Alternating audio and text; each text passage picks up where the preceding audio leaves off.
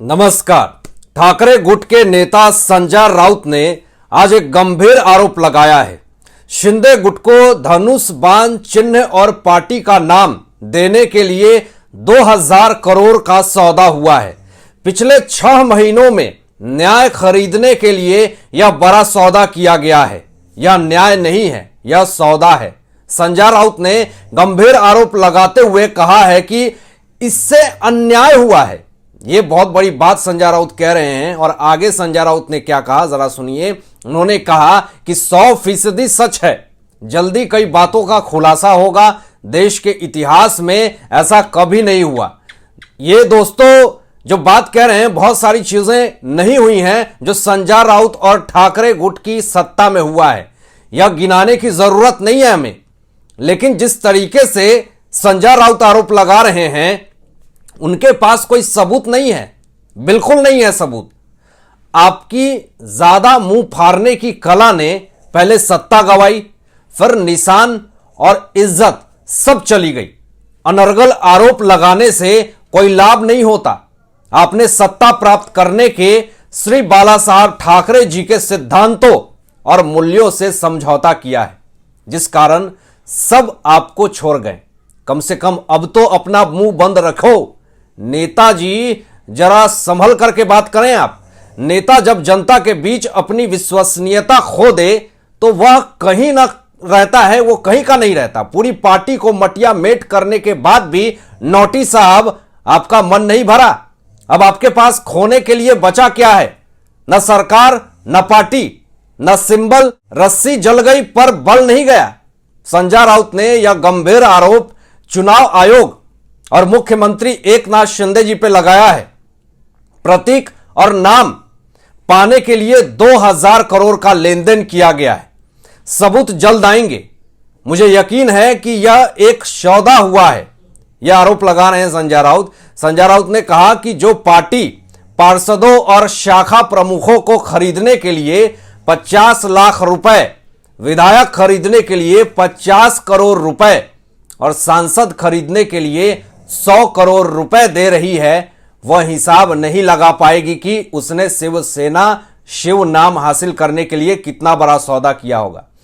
हमें हंसी भी आ रही है कि संजय राउत ऐसे ऐसे आरोप लगा रहे हैं और इतने बड़े बड़े आंकड़े ला कहां से रहे। इतने बड़े आरोप संजय राउत सिर्फ और सिर्फ अपनी असफलता को छुपाने के लिए लगा रहे हैं। साफ तौर पे पता चलता है कि संजय राउत अपनी असफलता को स्वीकार नहीं कर पा रहे हैं, जिस कारण से बौखलाहट में आकर के ऐसी घटिया आरोप लगा रहे हैं जिसका कोई सबूत नहीं है इनके पास। दोस्तों, ये जो आरोप लगा रहे हैं संजय राउत, जिसकी कड़ी शब्दों में निंदा करनी चाहिए। राज ठाकरे जी ने भी संजय राउत और उद्धव ठाकरे की असफलता पे ट्वीट करके बहुत बड़ी बात कही है। राज ठाकरे जी ने ट्वीट करके कहा है कि नाम और पैसा, पैसा आता है, पैसा जाता है, पैसा फिर आता है, लेकिन एक बार नाम चला जाता है तो फिर कभी नहीं आता।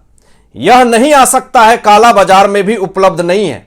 इसलिए नाम जपो, नाम बड़ा करो, बाला साहेब ठाकरे की आवाज में सुनाई देता है। इसके बाद राज ठाकरे जी ने ट्वीट के ऊपर लिखा है कि बाला साहेब द्वारा दिया गया शिवसेना का विचार आज एक बार फिर से जाना गया। राज ठाकरे जी के इस बयान से पूरे महाराष्ट्र की सत्ता में, शिंदे की सत्ता में एक अलग तरह का ही खुशी का माहौल है दोस्तों।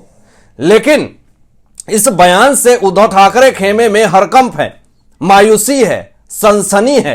बौखलाहट तो साफ तौर पे दिख रही है, तिलमिलाहट भी दिख रही है। महाराष्ट्र की सत्ता में एक अलग तरह का ही हरकंप है और अमित शाह जी के बयान से उससे कहीं ज्यादा हरकंप है। अब अमित शाह जी ने जो बयान दिए हैं, उद्धव ठाकरे, संजय राउत, सारे लोगों ने सिर पकड़कर बैठना शुरू कर दिया है घर पे। आखिर क्या अमित शाह जी ने ऐसा बयान दे दिया, जरा आपको बताते हैं। यह क्योंकि लोगों की इतनी बड़ी हार हुई है, जिससे आने वाले समय में शिवसेना उद्धव ठाकरे की और ज्यादा खतरे में जाने वाली है। तो अमित शाह जी ने क्या कहा सम्मेलन में, जरा ये सुनिए इस बात को। उनकी इस बयान से तो पूरी तरीके से अलग शोकागुल का माहौल ठाकरे खेमे में पड़ गया है। कल एक फैसला हुआ दोस्तों, और एकनाथ शिंदे को धनुष बाण और शिवसेना का नाम मिल गया। अमित शाह जी ने ठाकरे पर हमला करते हुए कहा है कि पिछली बार हमने साथ मिलकर चुनाव लड़ा था, लेकिन उन्होंने मुख्यमंत्री पद के लिए विपक्षी पार्टियों के हाथ चाट लिए। अमित शाह जी ने कहा कि आगामी लोकसभा चुनाव में शिवसेना बीजेपी के साथ गठबंधन कर लेगी और गठबंधन करके लड़ेगी। मैं कार्यकर्ताओं से अपील करने आया हूं कि धमकी देने वालों को कभी माफ नहीं किया जाना चाहिए, यह अमित शाह जी कहते हैं। शाह जी ने उद्धव ठाकरे को नसीहत देते हुए कहा कि हम विचारों से बंधे हैं, हम सत्ता पाने के लिए पिता के विचारों को छोड़ने वालों में से नहीं है। किस तरीके से महाराष्ट्र के पूर्व मुख्यमंत्री अपने पिता बाला साहेब ठाकरे जी के विरासत को नहीं बचा पाए। आज अमित शाह जी आज उद्धव ठाकरे के जो करीबी हैं, खासम खास हैं, वो भी ये बात कह रहे हैं, वह भी उनकी आलोचना कर रहे हैं। सिर्फ अमित शाह जी की बात नहीं है, यह कह रहे हैं कि बाला साहेब ठाकरे के विरासत को एक बेटा आगे बढ़ाता है। यह महाराष्ट्र की जनता भी कह रही है, लेकिन उद्धव ठाकरे उस विरासत को नहीं बचा पाए। और आज तो अमित शाह जी यह बात कह रहे हैं, अब तो हर कोई कह रहा है, महाराष्ट्र की जनता भी कह रही है। तो इससे बहुत ही शर्म वाली बात है महाराष्ट्र के पूर्व मुख्यमंत्री के लिए। अब संजय राउत इस पर क्या कहेंगे? संजय राउत जो गुप्तचर बन करके पूरे क्रियाक्रम, पूरे कहानी के रचयिता, वह आज पिन मारने का काम कर रहे हैं, तो यह कितने दिन तक चलेगा? यह सवाल अपने आप में बहुत बड़ा सवाल उठता है।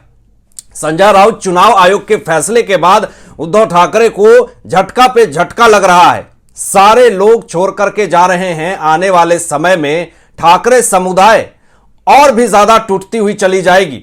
एक बड़ा मामला आया है निकल करके, जिसको सुन करके आप दंग रह जाएंगे।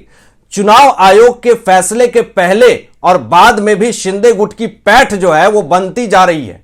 राजनीतिक हलकों में यह बात सामने आई है कि अगले कुछ दिनों में उद्धव ठाकरे के गुट के पार्षद और मुंबई, ठाणे तथा अन्य नगर पालिकाओं के कुछ महत्वपूर्ण पदाधिकारी नए नेतृत्व में मूल शिवसेना में शामिल होंगे। यह बहुत बड़ी और ब्रेकिंग खबर मैं आपको बता रहा हूं दोस्तों। बीएमसी चुनाव सिर पे है और ऐसे में चुनाव आयोग के तरफ से झटका उद्धव ठाकरे संजय राउत को लगा है।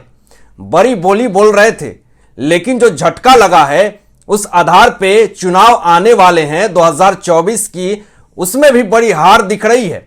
बीएमसी चुनाव में भी हार दिख रही है और शिवसेना उद्धव ठाकरे की जो भविष्य है वह खतरे में दिख रही है। तो ऐसी हालात में महाराष्ट्र के पूर्व मुख्यमंत्री संजय राउत, तमाम लोग कोशिश कर रहे हैं कि मैं किसी तरीके से राजनीति में अपना भविष्य बना लूंगा और चुनाव आयोग के ऊपर, शिंदे फडणवीस के ऊपर करोड़ों रुपए सौदा करने का आरोप लगा रहे हैं। यह सब बस अपनी असफलता को छुपाने का यह तरीका है।